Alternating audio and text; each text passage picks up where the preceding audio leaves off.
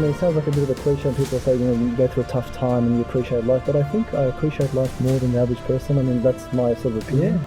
From where I've come from, what I've been through, I mean, I'm very happy with my life at the moment.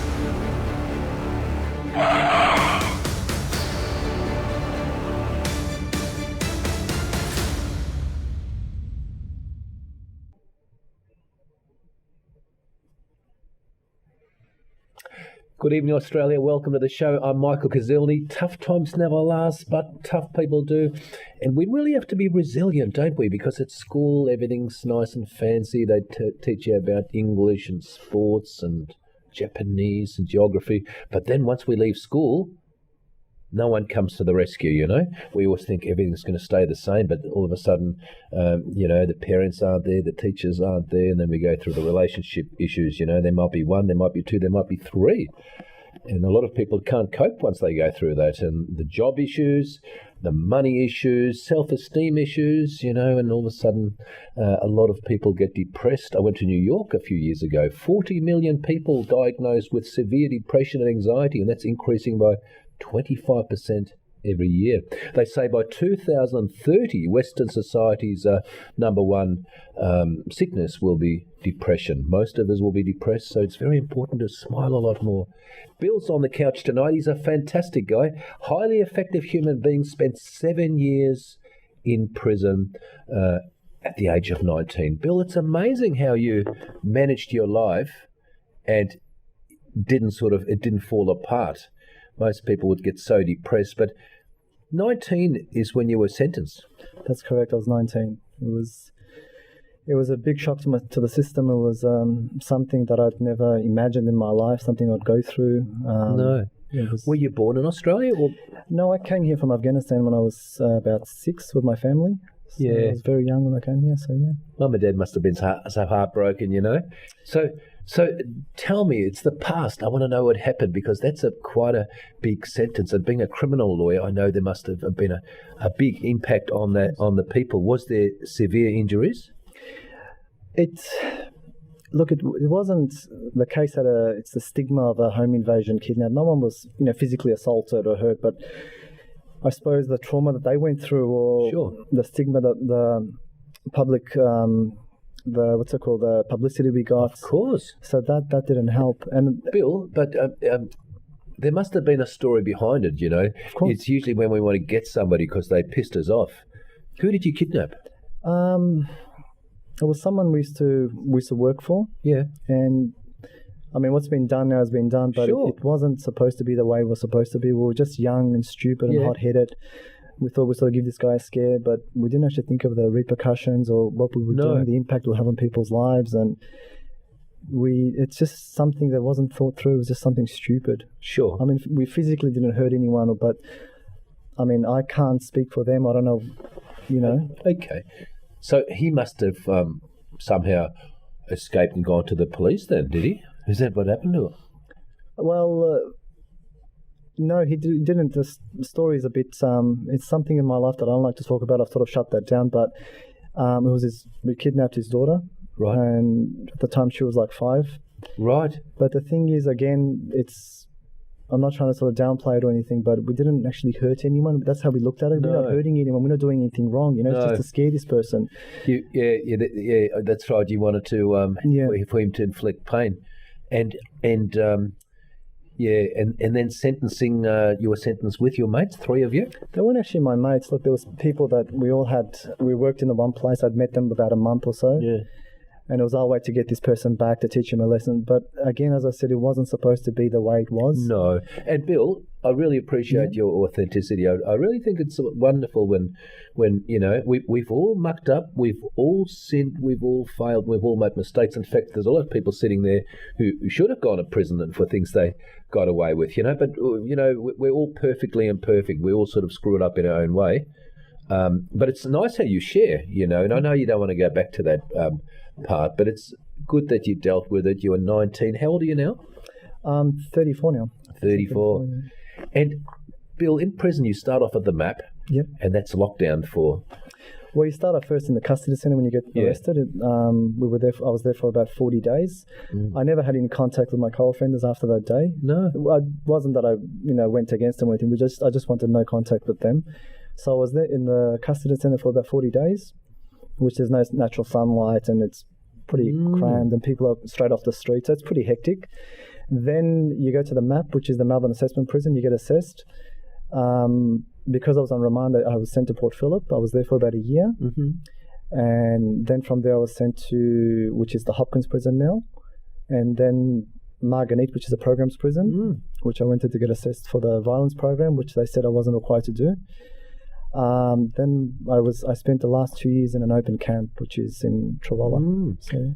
But viewers, I'm impressed with, no one's impressed with crime, but pleaded guilty, showed remorse, and then did his time. But he could have, been one of those really disruptive prisoners, angry, tried to take drugs, depressed.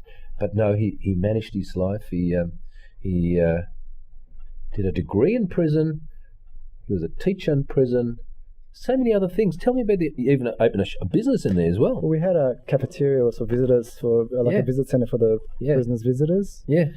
We ran that like a business, I suppose. It was, it was run through the prison.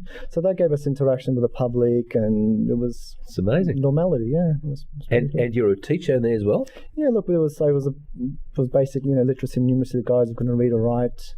So I did that for a bit. You would have been a good mentor in there because, even after, say, 3 years, people would come in and go, oh, God, what's this all about? Bloody cops, bloody prison guards. And you would have sort of introduced them to the system, saying, what did you say to them? Look, it's not what happens to you, it's the way you think about it. Well, in the last 4 years of my sentence, I did a peer listener, peer educator course, which you do about 6 communication modules through the University of Ballarat. So we were we're peer listeners for our other peers, because a lot of prisons wouldn't talk to authority or psychologists. So they would, feel more relaxed or comfortable talking to a prisoner. So for the whole unit, which was about 100 people, I was their peer listener, so I would talk to them about their problems or issues. That's amazing.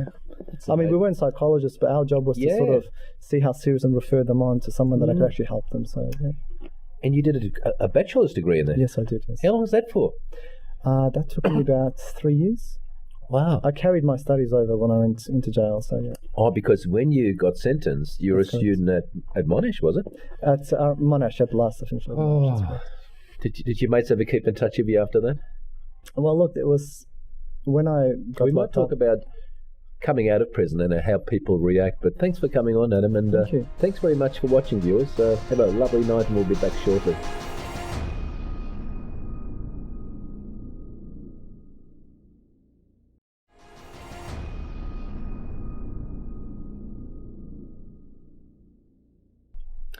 Thank you very much for tuning in.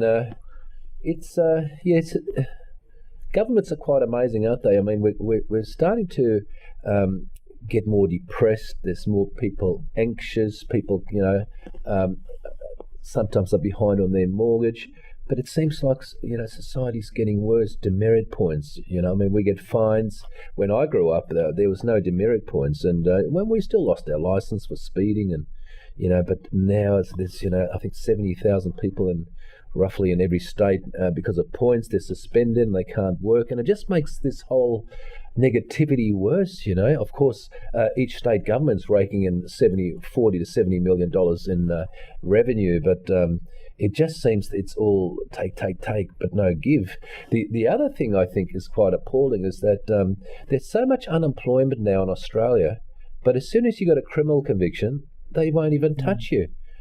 Every form, it's almost like... So basically, if we go to court and we even get a finding of guilt, nobody wants to touch you, even if you've got a tertiary qualification. So I always say to my clients, they say, oh, but Michael, I've got a conviction, I've been unemployed for 3 years. Just work for yourself. Start pulling your own strings, and then you don't have to be worried about the good opinions of other people. And that's what happens, Adam, isn't it? We sort of almost have a knowing that if we apply for a job and it's some stiff-neck there who's got 50 applications, any prior convictions? Oh, yeah, did 7 years for kidnap and home invasion. Oh, see you later. So you were sort of aware, and you started your own business. At the start, I mean, I worked for people. I went through that about twice, where I went to an interview where they would ask that question. So I just said, can I go to the toilet? And I left. I didn't go back.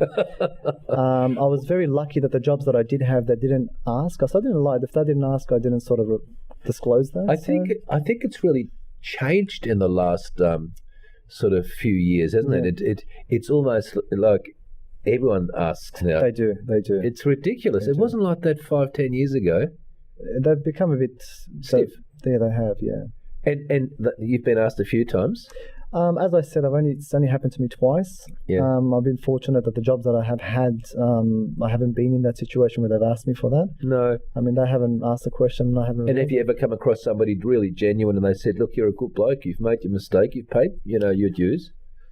I don't know. The people that have been in my life, the people that I've got, run into and been with, when they found out about my past, they've been okay with it. I haven't come across anyone that's been like, oh my God, or it's a shock to them or anything. No.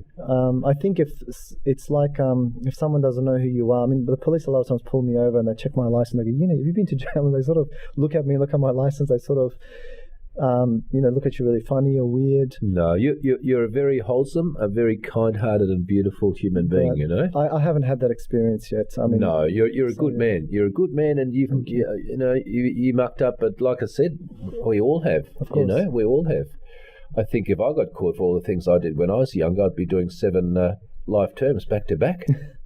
Only joking. I know, but even in the police force, you do a lot of bad stuff. Drink driving and. All sorts of offences. When I worked in the cops in the 80s, geez, some of the stuff I saw and some of the stuff I participated in, you'd wonder, wouldn't you? You do. When the cops are worse than the crooks. It happened, didn't it? It does. I mean, even in jail, I met a lot of corrupt police officers, and so you meet all sorts in there. Yeah, it's all sorts. Yeah, we saw a lot of things, but you couldn't say too much. So we all make mistakes, but we realise after a while that life's a game of boomerangs, isn't it? Yep, of course. What we give out comes back. Action, reaction, And I suppose if we show kindness to other people and, send our love and best wishes, and we don't judge people and, we don't backstab, kindness comes back, Goodness comes back. It's good to be good, but if we backstab and we cheat and we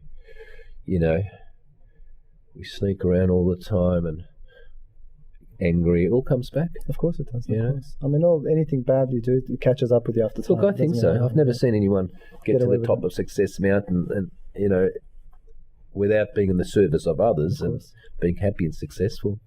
Of course. Bill, relationships? You're single, happily single? Look, I'm very happily single at the moment. Yeah, you seem very content. Look, I mean, it sounds like a bit of a cliche. People say, when you go through a tough time and you appreciate life, but I think I appreciate life more than the average person. I mean, that's my sort of opinion. Yeah. From where I've come from, what I've been through, I mean, I'm very happy with my life at the moment. That is great, Bill. I appreciate every day of my life. What did prison do for you?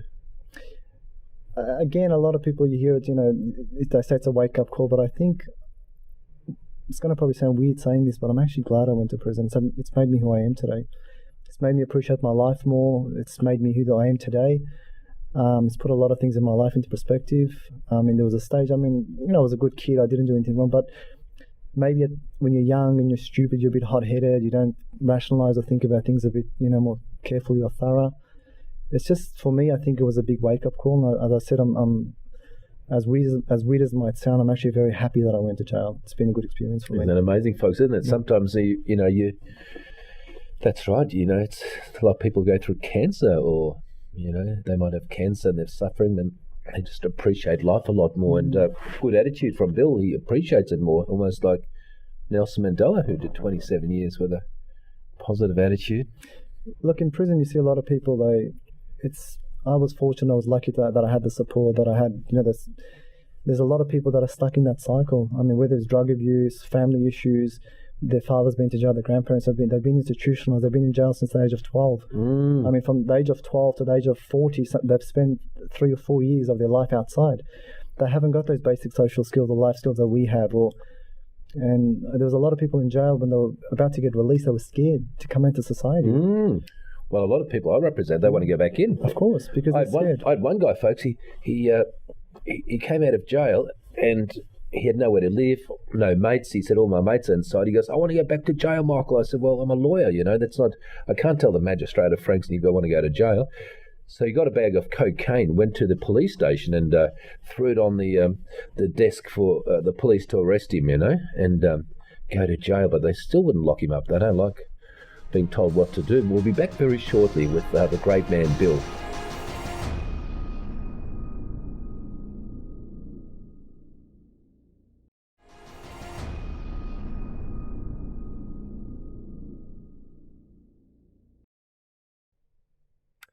Thank you very much for watching. I'm Michael Kuzilny. Bill's got quite an interesting story, and really the take-home lesson out of this interview that life can change just like that. Just like that. Before he was a happy kid, maybe a bit bored, hadn't been in trouble, no children's court appearances, no drugs or, major issues. But on that one day, got roped into doing this home invasion, kidnapped a child and not appreciating the seriousness, but sentenced to 4 years and then appealed by the DPP, and that was up to 7 years. But nothing before, nothing afterwards. But he says that, that experience probably made him appreciate the simple things in life. And so many of us don't appreciate the simple things. We're always chasing a new car, the watch. I don't even wear a watch, I'm over all that garbage. I used to have a, Rolex watch and something else. And then I thought, it's all ego. Who are we trying to impress? You just got to, be happy just the way you are. And, we go through that ego wanker stage, don't we? Watch this. The watch and, the T-shirt, Armani, Well, we still like nice things. Of course we do. Of course. But we're not so much overly attached to them. No attachment, no. Exactly. It's good to enjoy things, but you don't get attached to them. Exactly. So tell me about the journey you've travelled now over the last few months. Yeah, I went to Europe last year. I did most of Europe. So I did Eastern Europe for about a month. By yourself? No, with two friends. Amazing. Two mates, two guys. So three of us. Were they friends from before or after? They were friends from before. No, not from prison. I don't keep contact with no one from prison. No. They you don't like to talk about that. One's a doctor, one's a builder, so they're very decent people. Yeah. So we travelled. We did most of Eastern Europe. We did a week in China, and this year I've basically done most of Australia by myself. So yeah, just seen friends, family, interstate. So yeah. You really own yourself, Bill, aren't you? You're very sort of comfortable with yourself. And I suppose that's another thing you learn when you're in your cell every night. You really no one's going to come to the rescue. No, that's right. Yeah, it's as I said again, sort of repeating myself. It puts your life into perspective. It does. I mean, all those times you think about everything. As I said, the most simple little things like going for a walk down the street, and just those little things you miss that and you appreciate that in life. Yeah. And when that gets, the biggest punishment you can give someone is take someone's freedom or their liberty away from them. That's the biggest punishment you give somebody. Yeah. And I went at such a young age where I should have been clubbing and having fun with my friends and going. That's what I used to do. And from that, I was taken and put into a cell. And I'm not trying to downplay my part. I mean, I did something wrong. I was there for a reason. I'm not trying to act like I'm the victim, but it was a choice that I made, and I paid the ultimate price for it. Yeah. Your legal team at the time, did they put it into the rage? As yourself being a lawyer, you would know a lawyer never tells you how long you're going to get, or they can't. It's up to a judge and how your case is presented. They sort of tell you roughly, don't they? They did tell me roughly. They said you wouldn't get more than 2 years. My crime, unfortunately, it's got a bad stigma to it at the time. It set a precedent. It was the first of its kind to happen in Victoria. And I think on the charge sheet it was below. Yeah. Are we racist? Do you think there might be a bit of racism in the courts, or do you think it might have been influenced by the, I think at the time there was the rapes in Sydney? The name Bilal at the time was a bit of a touchy sort of a name. And secondly, this is, I don't want to open a can of worms here. This is my opinion. I could be wrong, It's just an observation or an opinion. But when I went to court, it was the first. Do you guys remember the time of September the 11th? It was a pretty tough time for the whole world. And I was born in Afghanistan. And I remember when I went to court, when the judge read out my psych report, I mean, this is my opinion. And again, it's just my observation. He sort of raises eyebrows. Oh, born in Afghanistan. He sort of raises eyebrows. I mean, I wonder, folks, whether David Spencer from Melbourne Grammar with his QC would have maybe got 12 months. I mean, look, I don't know, but I do think we are racist to an extent. We can't all say, oh no, we're all great. The amount of Indian people who are so qualified, and they do their masters in IT and accounting, and they put out applications, or not just Indian people, all over the place, rejection letter after rejection letter, and then they're all driving taxis. It's quite alarming. But a few of them say we just change our name sometimes from the Indian name to Black or Smith. And all of a sudden the phone starts ringing, So, that's the way it works, isn't it? That is true. Look after your own. That is true. Yeah. Yeah. But it's one of those things where it's there are some ignorant people out there. Yeah. We can't. That's a fact. I mean, you're going to have that in any society, in any place. Yeah. You're going to have that. Well, we're very multicultural now, and it's great to see in the courts you were getting, magistrates from Chinese, India, Muslim magistrates. Things have changed in the 80s. That the people have gone, what? We can't believe that. Also, in the police force when I joined, everybody was 6 foot tall, and everybody could fight, and there weren't too many educated people in there. But even when I joined, they go, "What's your name?" Even coming from a European background, that was, still very different in those days. So things have changed a lot, haven't they? We've become very multicultural. I think we've come a long way. Yeah, I suppose through history or through Australia, everyone's had their turn of in the 70s or 60s. It was the Greeks and the Italians that copped it. Then it was. Now it was the Asians, the Vietnamese in the 80s, and now it's everyone goes through a bit of a wave or a phase. So, yeah. Bill, what's your advice to people out there who are really struggling with one of or many of the life challenges, and they might be thinking of taking their lives? They just don't want to wake up anymore. What's your advice? My advice? I've been there. People that say that they're going to kill themselves or harm, it's usually a sign for a call for help. But I actually planned to do it. There was a stage when I was in there, I was told by a prison officer that your life is worth nothing. And when I was first put in jail, they put me in a unit with all lifers. I was put in a unit with people and I remember the first 6 months, I was so depressed. And when I first went in, some psychologist put in my psych report, in my file, that this guy's suicidal. And I was locked in a room 24 hours a day they call them a management unit in Charlotte. So you've probably heard of Charlotte. I was locked down there for about a month, 24-hour lockdown, because they thought I was suicidal. And then I actually did. I actually wanted to kill myself. I did, yeah. Well, I'm glad you're here, and I'm going to talk to you again in about 6 months' time to see where the great man is. But thank you so much for sharing, and thank you very much, viewers, for the pleasure of your company. What a great interview and a great man. Very real. And I suppose that's the take-home message. Keep it real. Good night.